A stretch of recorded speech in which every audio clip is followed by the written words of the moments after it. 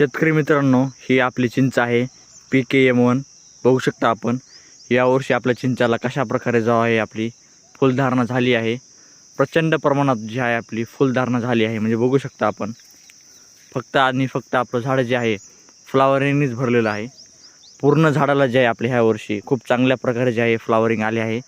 आणि ह्या झाडाला मी साधारणपणे दिवाळीपासून पाणी अजिबात दिले नव्हते.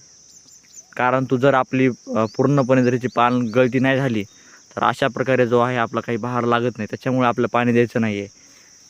आता ज्यावेळेस आपली फ्लावरिंग सुरू होईल अशा प्रकारे, त्यावेळेस आपण जे आहे 2 दिवसाच्या अंतराने 4 दिवसाच्या अंतराने ह्याला दररोज 2 ते 3 घंटे आपल्याला ड्रिप चालवायचे आहे.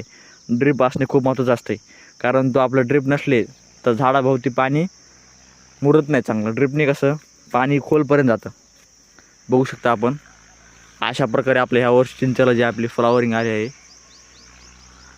आणि सध्या जे आहे पॉलिनेशनचं काम खूप चांगल्या प्रकारे आपलं जे सुरू आहे. म्हणजे झाडावर चांगल्या प्रकारचे आपल्या मधमाशीसुद्धा नाही का येतात. फक्त त्यावेळेस काळजी घेण्याची गोष्ट आहे, आपल्याला कोणतीही फवारणी आणि स्प्रे काही घ्यायचा नाही. जर तुम्ही घेतलं तर टोटल मधमाशा येणार नाहीत आणि झाडाची जी फ्लावरिंग वगैरे काय आहे तीसुद्धा अजिबात येणार नाही. बघू शकता आपण कशा प्रकारे जे आपले आहे झाडाला नुसती प्रचंड प्रमाणात जेवढी बघतान तेवढी फ्लावरिंग हे बघा.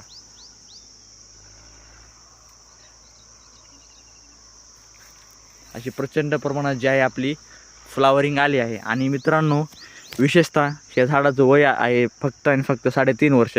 3.5 वर्ष झाडाला बघू शकता आपण प्रचंडच प्रमाणात जे आहे फ्लावरिंग आले आहे. म्हणजे कॅमेऱ्यापेक्षा समोरासमोर जर बघितलं तर आपलं उत्तम दिसू शकतं.